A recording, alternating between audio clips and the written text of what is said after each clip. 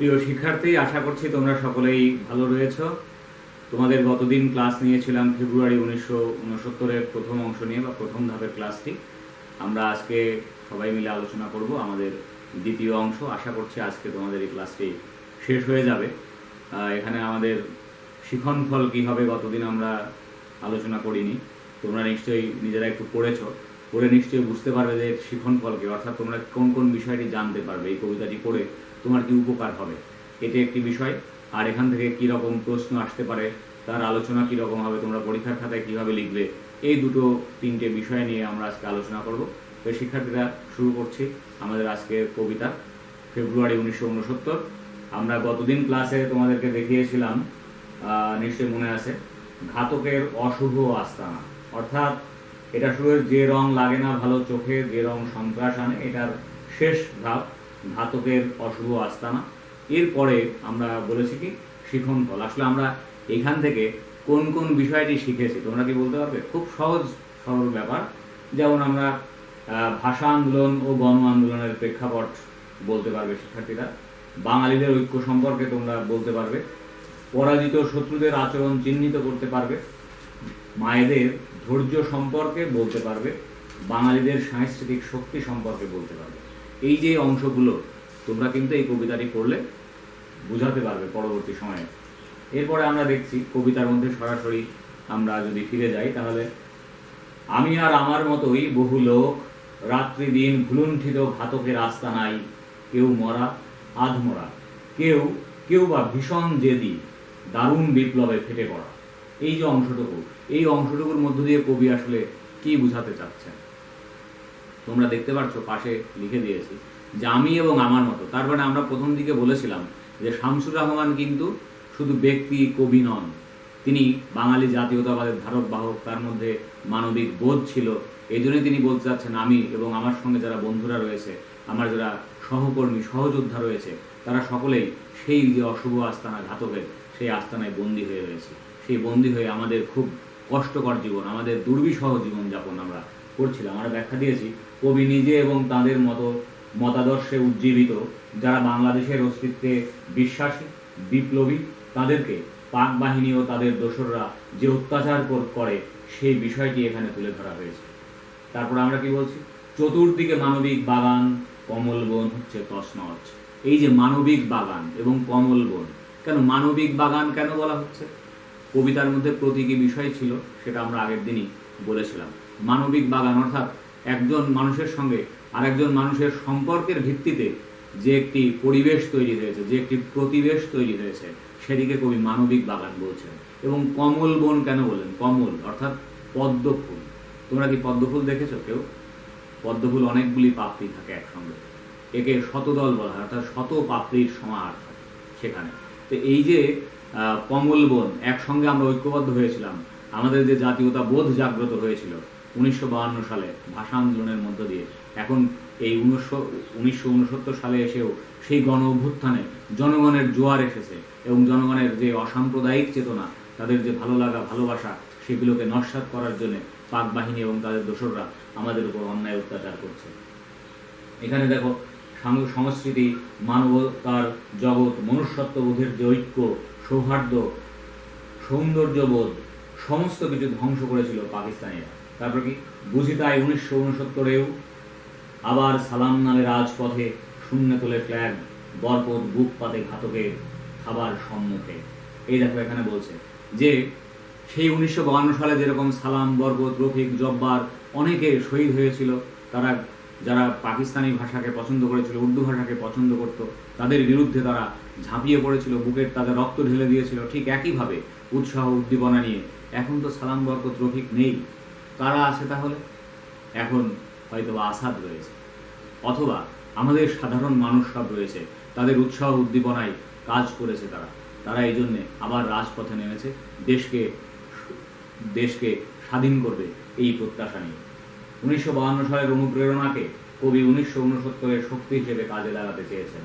আর থাবার সম্মুখে থাবা, আমরা বলি না বাঘ থাবা দিয়েছে অথবা সিংহের থাবা, এই কথাগুলো বলি, এটি একটি নেতিবাচক অর্থ বহন করে। অর্থাৎ বিভৎস আক্রমণ, বিভৎস হস্তক্ষেপ, এটাকে আমরা থাবা বলি। এরপরে কবিতার মধ্যে আমরা কি দেখছি? সালামের চোখে আজ আলোচিত ঢাকা, সালামের মুখ আজ তরুণ শ্যামল পূর্ব বাংলা। এই যে দেখো, যে সালাম অর্থাৎ কে?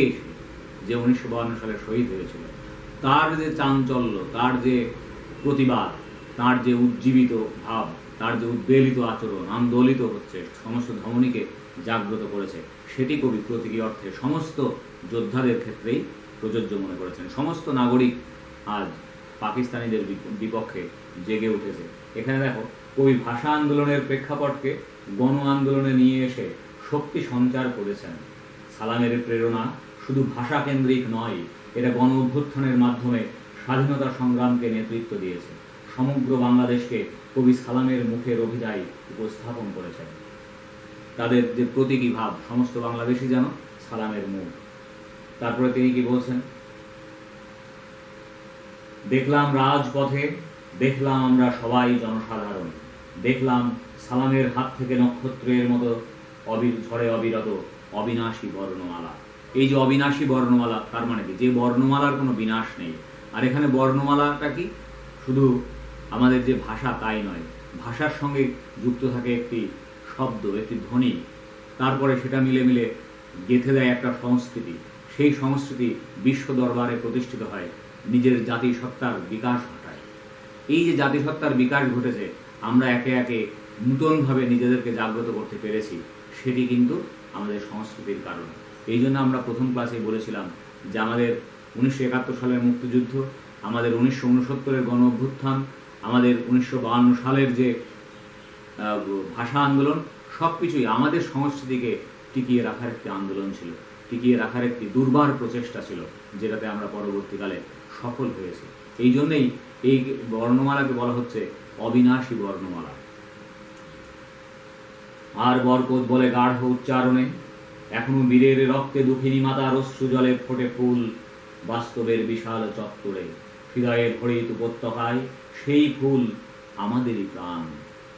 তাহলে এখানে কবি কি বলছেন? ফুল, অর্থাৎ আমরা একটা দেশ মাতৃকাকে পেয়েছি, সেই ফুলের কথা বলা হচ্ছে। আবার বরকতের কথা বলছে, সালামের কথা বলছে। বরকত কি করেছে? বরকত নামের মাধ্যমে ভাষা আন্দোলনের বলিষ্ঠতাকে বোঝানো হয়েছে। শত প্রতিকূলতার মাঝেও সচল রয়েছে আমাদের স্বাভাবিক কর্মকাণ্ড। বাঙালি বীরের জাতি, বীরের রক্ত চিরন্তন সবুজ দেশ, আর বাঙালির হৃদয়াবেগ বাস্তবতার সঙ্গে মিলেমিশে একাকার হয়ে আছে। সব কিছু মিলিয়ে কবি দেশকে ফুল বা সৌন্দর্যের প্রতীক হিসেবে অভিহিত করেছেন। তোমাদের একটি কবিতার কথা বলি। যখন প্রথম বিশ্বযুদ্ধ শেষ হয়ে গেল 1916 সালে, প্রথম বিশ্বযুদ্ধের শেষ পর্যায়ে আর কি, 1916 সালে রবীন্দ্রনাথ ঠাকুরের একটি কাব্যগ্রন্থ প্রকাশিত হয়, বলাকা। সেই বলাকা কাব্যের একটি কবিতা রয়েছে ঝড়ের খেয়া। এই কবিতাটি একটি গতি চেতনার কবিতা। তোমরা বুঝতেই পারছো যে চিন্তার জগৎ, চেতনার জগৎ কিভাবে ধীরে ধীরে একজন থেকে আরেকজনের মধ্যে সেটা প্রসারিত হয়, একজন থেকে আরেকজনের মধ্যে সেটাকে উৎসাহ উদ্দীপনা হিসেবে কাজ করতে শেখায়। ঠিক একইভাবে ওই বলাকা কাব্যে রবীন্দ্রনাথ ঠাকুর একটি কবিতায় লিখছেন এরকম, সেটার নাম ঝড়ের খেয়া। বীরের রক্তস্রোত, মাতার অশ্রু ধারা, তার যত মূল্য সে কি ধরার ধুলাই হবে হারা, স্বর্গ কি হবে না কেনা, বিশ্বের ভাণ্ডারী সুধিবে না এত ঋণ।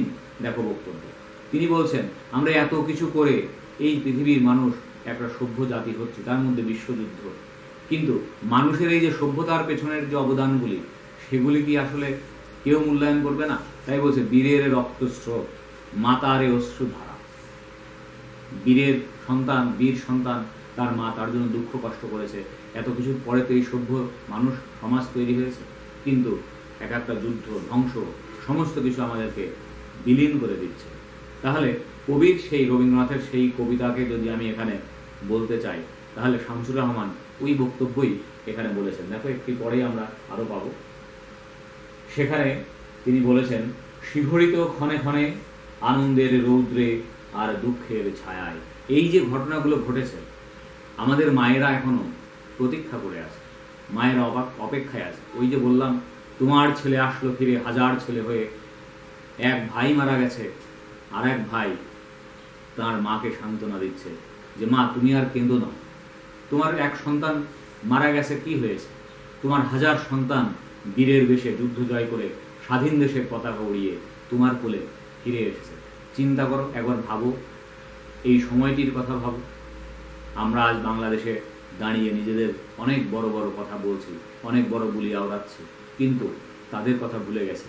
আমরা অনেকেই দেখি এখন যে একজন মুক্তিযোদ্ধা, সে হয়তো খুবই লজ্জার ব্যাপার, ভিক্ষাবৃত্তি করছে, কয়েকদিন আগে আমাদের পত্রিকায় এসেছে। তাহলে যাদের জন্য এই স্বাধীন দেশ পেয়েছি আমরা, তাদেরকে আমরা মূল্যায়ন করছি না। তো এই কথাগুলো আমাদেরকে মনে রাখতে হবে, আমাদের মানবিক হতে হবে, মানবীয় বোধ আমাদেরকে জাগ্রত করতে হবে। কবি এখানে কি বললেন শেষ পর্যন্ত? তাহলে এর ব্যাখ্যা হচ্ছে, সর্বোপরি আমরা বিভিন্ন শ্রেণী পেশার মানুষ দীর্ঘ সংগ্রামের মধ্য দিয়ে যে দেশকে পেয়েছি, সেই দেশ হাসি, কান্না, আনন্দ, বেদনার মিশেলে অনিন্দ সুন্দর ছবির মতো। তাহলে আমাদের এই কবিতাটি কিভাবে আমরা পেলাম? অ্যাট এ গ্লান্স যদি বলি, আমাদের কবিতার পাঠ আপাতত শেষ। আমরা যদি বলি 1952 সাল, সেইটাকে কবি তাঁর স্মৃতির মধ্যে নিয়ে এসে 1969 সালের যে গণ অভ্যুত্থান ঘটেছিল, তার পেছনে শক্তি হিসেবে কাজ করেছেন, উৎসাহ উদ্দীপনা হিসেবে কাজ করিয়েছেন। তোমরা আশা করছি বুঝতে পেরেছো তোমাদের এই কবিতার বিষয়গুলো। এখন এটার সঙ্গে লিঙ্ক করে আমরা কিছু কিছু প্রশ্ন তৈরি করব, বা পরীক্ষার প্রশ্ন আসলে তোমাদের সেটা উত্তর দিতে হবে। আবার তোমাদের এটা মনে রাখতে হবে যে এগুলো কিভাবে সম্ভব, আমরা কোন প্রক্রিয়ার মধ্যে এটা আসলে মনে রাখবো। তো সেখানে আমরা তোমাদের জন্য যেটা করেছি, এই কবিতাটির একটি সামগ্রিক বিষয়বস্তু আমরা তুলে ধরেছি, যে একটা একটা পয়েন্ট করে করে এগুলো মনে রাখতে হবে। তো আমরা শিখনফল তোমাদেরকে বললাম।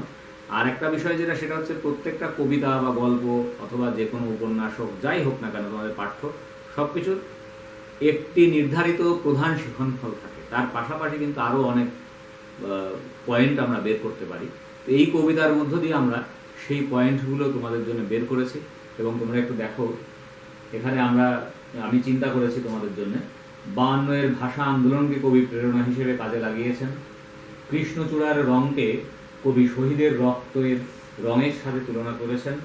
52 ভাষা আন্দোলন থেকে শুরু করে 69 গণ আন্দোলনকে কবি বাঙালির চেতনার ফসল হিসেবে অভিহিত করেছেন। বিভিন্ন শ্রেণী পেশার মানুষ বাংলাদেশে থাকলেও দেশের স্বার্থে সকলেই এক হয়েছিল। এই যে বক্তব্যগুলো আমি কেন বলছি, বা তুমি যদি চিন্তা করো যে এইটা কি সত্যি হয়েছিল, তখনই তুমি প্রশ্নের উত্তর দিতে পারবে এটা কি আসলেই সত্য ঘটনা। যদি বলা হয় যে 52 ভাষা আন্দোলনকে কবি প্রেরণা হিসেবে কাজে লাগিয়েছেন, কথাটা কি সত্য? হ্যাঁ, সত্য। তাহলে কেন সত্য? এবার 52 সালে যে সালাম, তারপরে বরকত, এই দুজনের নাম আমরা এখানে পেয়েছি। সালামের মুখ আজ আলোচিত ঢাকা, বরকত বলে গাঢ় উচ্চারণে অবিনাশী বর্ণমালার কথা। এই যে বক্তব্য, তার মধ্য দিয়েই আমরা পাচ্ছি। আবার ফুটেছে দেখো কৃষ্ণচূড়া থরে থরে, এই যে কৃষ্ণচূড়ার কথা। তারপরে 21 চেতনার রং, কৃষ্ণচূড়ার রং আমাদের চেতনার রং, এই যে বক্তব্যগুলো দিয়েছেন, সেটার মানে হচ্ছে কিন্তু 1952 সালে কবি ফিরে গেছেন, সেখান থেকে উৎসাহ উদ্দীপনা নিয়ে এসেছেন। তাহলে বুঝতে পেরেছো, এইভাবে নিজেকে প্রশ্ন করতে হবে, নিজে থেকে উত্তর বের করতে হবে। আর যখনই উত্তর বের করতে পারবো না, তখন আমাকে অথবা আরও শিক্ষকরা রয়েছেন তাদেরকে জানার জন্য তাদের কাছে প্রশ্ন বা তাদের কাছে আলোচনা করতে হবে। আরেকটি বিষয়, এই যে বক্তব্যগুলো আমি লিখেছি, সেটা নিতান্ত আমার ব্যক্তি অনুভূতির বিষয়। তোমার অনুভূতি অন্যরকম হতে পারে, তুমি তখন তোমার মতো করে সেটাকে প্রকাশ করবে। সেটার যে বিষয় ভাবনা, সেটা সঙ্গতিপূর্ণ কিনা সেটা আমরা দেখব। তারপরে আমরা আরও কিছু পয়েন্ট লিখেছি। যারা শত্রু ছিল তারা পরাজিত হয়েছে। কবি আন্দোলনকে শিল্প সত্তার আলোকে উপস্থাপন করেছেন। এটা একটা কিন্তু গুরুত্বপূর্ণ বিষয়, এটা তোমাদের জানার জন্য। এটা খুব সহজ সরলভাবে যে এই বিষয়টি হবে তা আসলে নয়। সবসময় মানুষ এটাকে চিন্তা নাও করতে পারে, তবে তোমাদের একটু জানাও দরকার যে শিল্প কোথায় হচ্ছে এখানে। আমরা তো বললাম 52 ভাষা আন্দোলন, গণ অভ্যুত্থান, এই বিষয়গুলো। তাহলে সেখানে শিল্পটা কি? আসলে শিল্প কি? শিল্প আমি যদি বলি তাহলে বলবো মানব মনের কৌতূহল নিবারণের একটি প্রক্রিয়া। সেই কৌতূহল নিবারণ করার বিষয়টি যদি অন্য কারোর কাছে পছন্দনীয় হয়, আনন্দের হয়, সুন্দর হয়, সৌন্দর্য বোধ থাকে, তাহলে সেটাকে শিল্প বলে। তাহলে কবিতা একটি শিল্প মাধ্যম। কেন একটি শিল্প মাধ্যম? এর মধ্য দিয়েও সূক্ষ্ম চিন্তার প্রসার ঘটানো হয়, এর মধ্য দিয়েও আনন্দ দেয়া হয়। এখন তুমি বলতে পারো স্যার সবই কি আনন্দ হয়? তোমার গান ছাড় শিল্প, আর কিছু শিল্প নেই। তাহলে গানের মধ্যে কি সবসময় আনন্দ পাওয়া যায়? বেদনার বিষয় নেই? গানের মধ্য দিয়ে কি প্রতিবাদের বিষয় নেই? তাহলে কবিতা একটা মাধ্যম, গান একটা মাধ্যম, আবার সিনেমা সেটা আর একটা শিল্প মাধ্যম, ছবি আঁকা আর একটা শিল্প মাধ্যম। তাহলে কবি এখানে কেন শিল্প মাধ্যম বলেছেন?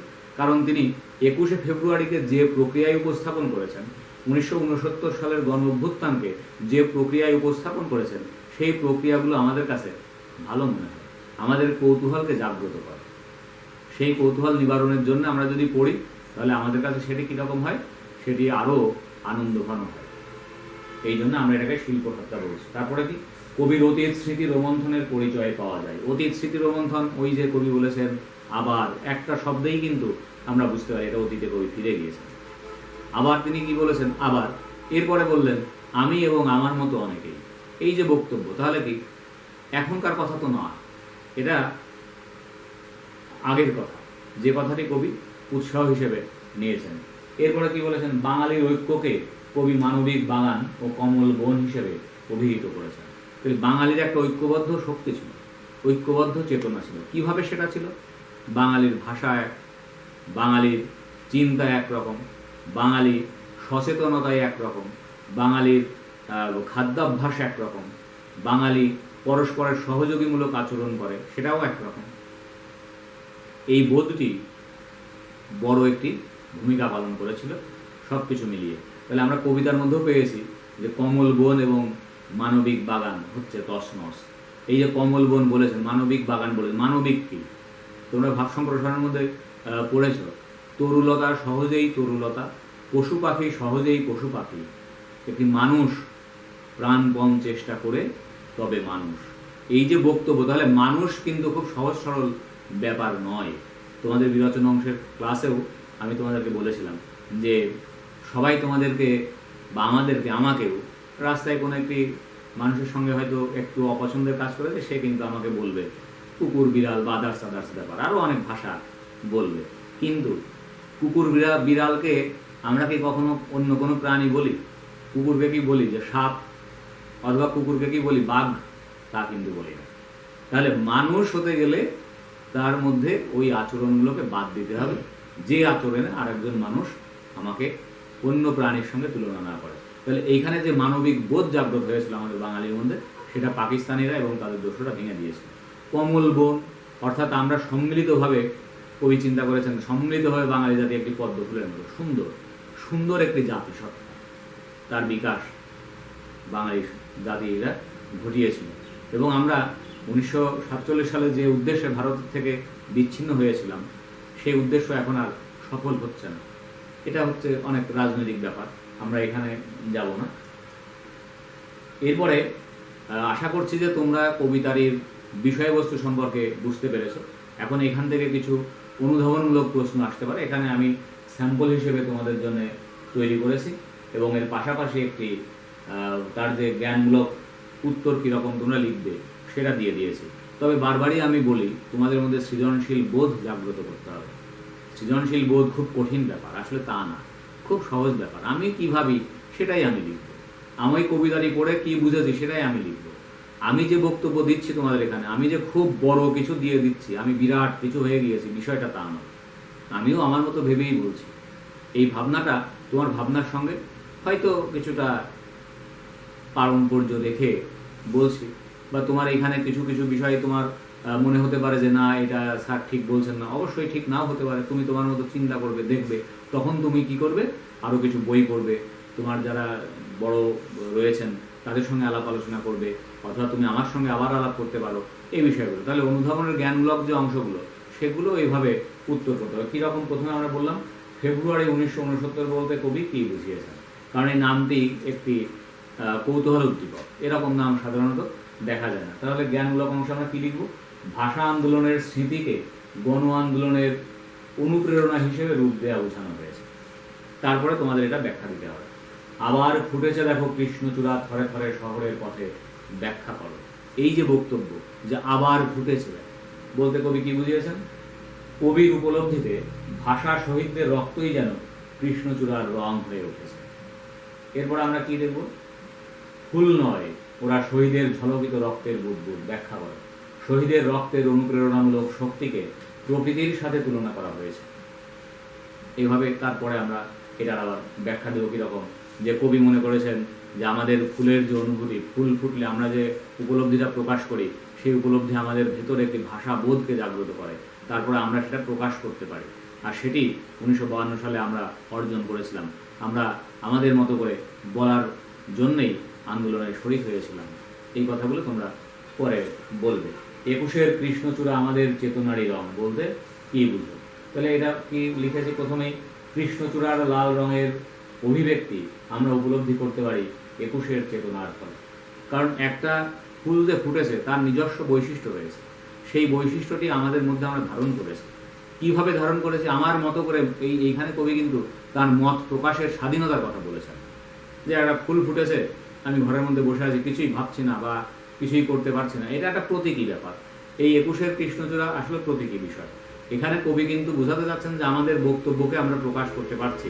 সেটা কেন প্রকাশ করতে পারছি? একটা আন্দোলন হয়েছিল, সেই আন্দোলনে আমাদের অনেক বাঙালি শহীদ হয়েছিলেন, বাঙালি ছাত্র, বাঙালি শিক্ষক, বাঙালি কৃষক, বাঙালি বুদ্ধিজীবী, বিভিন্ন স্তরের মানুষ সেই আন্দোলনে শরিক হয়ে তারা তাদের প্রাণ উৎসর্গ করেছিলেন। এইটা তিনি বোঝাচ্ছেন। তারপরে এই রঙের বিপরীত আছে অন্য রং, এটা তোমরা খুব সহজভাবে বুঝবে। আর চতুর্দিকে মানবিক বাগান কমলবন হচ্ছে তছনছ। ব্যাখ্যা করো, এটা তোমাদের এইমাত্রই বললাম। আর তোমরা এমনিতেও স্লাইডে যদি দেখো তাহলে অবশ্যই পেয়ে যাবে। তারপরে সালামের মুখে আজ তরুণ শ্যামল পূর্ব বাংলা, এরকম এখানে হয়তো 10টা প্রশ্ন রয়েছে তোমাদের জন্য, জ্ঞানমূলক উত্তর সহ, জ্ঞানমূলক অংশ সহ। সেটা তোমরা করে নেবে, নিজের মতো করে বুঝে নিজের মতো করেও তোমরা উত্তর লিখতে পারবে। এরপরে আমরা একটি উদ্দীপক দেখব। উদ্দীপকের এটাও একটি কবিতা। ওরা কারা বুনোদল ঢোকে, এরই মধ্যে থামাও থামাও, স্বর্ণ শ্যাম বুক ছিঁড়ে, অস্ত্র হাতে নামে শান্তি কাপুরুষ, অধম রাষ্ট্রের রক্ত পতাকা তোলে, কোটি মানুষের সমবায়ী সভ্যতার ভাষা এরা রদ করবে। এই যে একটা কবিতার অংশ। এই কবিতাটিও একটি বিখ্যাত কবিতা। কবিতাটির নাম বাংলাদেশ, অমিয় চক্রবর্তীর লেখা। এই কবিতার বা এই উদ্দীপক থেকে আমরা কি কি প্রশ্ন করেছি? ফেব্রুয়ারি 1969 কবিতাটি কোন কাব্যগ্রন্থ থেকে নেওয়া হয়েছে? তোমরা জানো, নিজ বাসভূমি। চতুর্দিকে মানবিক বাগান কমল বন হচ্ছে তছনছ বলতে কি বোঝানো হয়েছে? ব্যাখ্যা করো। কিছুক্ষণ আগে তোমাদের আলোচনা করলাম। গ নম্বর যে প্রশ্নটি, উদ্দীপকে ফেব্রুয়ারি 1969 কবিতার একটি দিক প্রকাশ পেয়েছে মাত্র। উদ্দীপক এবং ফেব্রুয়ারি 1969 কবিতার আলোকে ব্যাখ্যা করো। তাহলে এখানে এই প্রশ্নের মধ্যেও কিন্তু একটা জ্ঞানমূলক, তার আবার অনুধাবনমূলক, এটা দিতে হবে। জ্ঞানমূলক এটি আমি কিভাবে লিখব? প্রশ্ন দেখো, উদ্দীপকের সঙ্গে একটি দিক, কোন দিক? সেই দিকটি হচ্ছে আমাদের ঘাতক অথবা এই বাংলাদেশি জাতীয়তাবাদের বাইরের শক্তি যখন এদের উপর প্রভুত্ব বিস্তার করেছিল বা এদের শক্তিকে, বাঙালিদের শক্তিকে নস্যাৎ করতে চেয়েছিল, সেই দিক থেকে এটি মিলে যায়। এই যে নস্যাৎ করতে চেয়েছিল অথবা ঘাতক শক্তি, কাদেরকে আমরা বলছি, এটা ব্যাখ্যা দিয়ে অনুধাবনমূলক অংশটি তোমরা করবে। তারপরে কি বলা হচ্ছে, কোথায় কোথায় এই কবিতাটি এবং এই উদ্দীপকটির মিল রয়েছে, কোন বিশেষ দিকটি, সেটি কিন্তু আমাদের বলতে হবে। যে ঘাতকের অশুভ আস্তানা, এটা একটা মিল। তারপর আমি এবং আমার মতো অনেকেই বিভিন্নভাবে শাস্তির সম্মুখীন হয়েছেন, কবি বলেছেন, এই যে একটি ব্যাপার কবিতার মধ্যে। তারপরে তিনি বলছেন যে আবার সালাম নামে রাজপথে এটাকে রক্ষা করার জন্য, ভাষাকে রক্ষা করার জন্য নেমেছিলেন।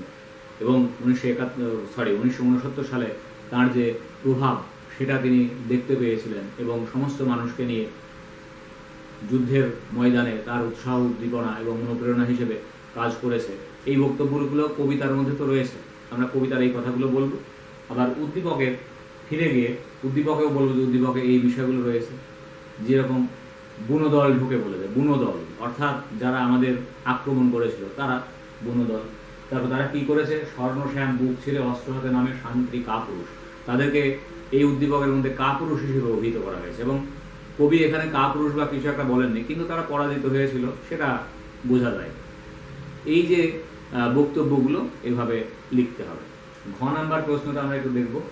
অধম রাষ্ট্রের রক্ত পতাকা তোলে, উদ্দীপকের উক্তিটি ফেব্রুয়ারি 1969 কবিতাটির আলোকে বিশ্লেষণ করো। তাহলে অধম রাষ্ট্রের রক্ত পতাকা তোলে, যারা আমাদেরকে আক্রমণ করেছিল ওই সময় এই কবিতার এই প্রেক্ষাপট একটু ভিন্ন, কিন্তু উদ্দীপকে যেটা আমরা দেখছি যে বুনোদল ঢোকে এবং তারাও অধম রাষ্ট্রের রক্ত পতাকা উঁচু করে এই রাষ্ট্রকে তারা দখল করেছে, এরকম তাদের মানসিকতা তৈরি করেছিল উদ্দীপকের মধ্যে পাচ্ছি আমরা। কিন্তু ফেব্রুয়ারি 1969 কবিতার মধ্যে আমরা কি দেখলাম, এরকম একটি বিষয় কিন্তু আমরা দেখেছি। এই যে উক্তিটি বিশ্লেষণ করা বলতে ওই উক্তি সম্পর্কে আমাদেরকে বক্তব্যটা দিতে হবে। তাহলে আমরা কীরকম বক্তব্য দেব? এই যে সমস্ত জায়গা ঘাতকের অশুভ আস্তানায় ছেয়ে যায়, সেই বক্তব্যের সঙ্গে এই উদ্দীপকের বক্তব্যটি যথাযথভাবে মিলেছে, আমরা এটা লিখব। তারপরে এই যে ঘাতকের অশুভ আস্তানা, সেটা আমরা কি বুঝেছিলাম সেটা আমরা লিখব, যে পাকিস্তানিরা এবং তাদের দোসরেরা এই কাজটি সচেতনভাবে করেছিলেন, আমাদের ওপরে অন্যায় অত্যাচার চালিয়েছিলেন। এই জন্য আমরা বলছি ঘাতকের অশুভ আস্তানা। আস্তানা হচ্ছে একটি জায়গা যেখানে মানুষ বসবাস করে, সেই জায়গাটিকে আমরা ধ্বংস করে সেই জায়গাটিকে পাকিস্তানিরা তাদের আরও সহকর্মীদের দিয়ে ধ্বংস করেছে। তারপরে আমরা কি বলবো, এই যে অধম রাষ্ট্রের রক্ত পতাকা তোলে, এরপরে তাদের উপরে যে অত্যাচারের বিবরণ দেওয়া আছে সেটা বলবো। আমরাও প্রতিবাদী হয়ে উঠি, তাদের এই রক্ত পতাকা অধম, মানে তারা ব্যর্থ হয়ে গেছে। কেন ব্যর্থ হয়েছে আমরা কবিতার শেষের দিকে যদি দেখি, তাহলে এখনো বীরের রক্তে দুঃখিনী মাতার অশ্রু জলে ফোটে ফুল হৃদয়ের হরিত উপত্যকায়। এই যে বক্তব্য, তার মানে কি, যে বীর সে যুদ্ধ করে আমাদের দেশকে স্বাধীন করেছে, সেই অধম রাষ্ট্রকে উত্তম রাষ্ট্রে উন্নীত করেছে। এইটা নিয়ে কেন উত্তম রাষ্ট্র, এই যে আমরা ছায়া সুনিবিড় সুন্দরভাবে শান্তির নীড়ে বাস করছি। তাহলে শিক্ষার্থীরা, আশা করছি তোমরা এই কবিতাটি বুঝতে পেরেছ। না বুঝতে পারলে অবশ্যই তোমরা তোমাদের কমেন্ট করে জানাবে। গত দিনের ক্লাসে দেখলাম তোমরা কেউ কেউ কমেন্ট করেছো যে কোন কোন প্রশ্নগুলো তোমরা বুঝতে পারোনি, সেগুলির উত্তর আমি দিয়ে দিয়েছিলাম। বিশেষ করে রাফি কিছু প্রশ্ন করেছিল, তার উত্তর দিয়ে দিয়েছিলাম। তোমরা নিশ্চয়ই ভালো থাকবে, সুস্থ থাকবে, সুন্দর থাকবে এবং এই ক্লাসটি দেখবে। দেখলে তোমাদের মনের মধ্যে নতুন চিন্তাও হতে পারে, সেগুলির সঙ্গে আবার শেয়ার করবে, কমেন্ট করবে। আশা করছি পরবর্তীতে কোনো এক ক্লাসে তোমাদের সঙ্গে আবার কথা হবে, দেখা হবে। ভালো থেকো সকলে, ধন্যবাদ।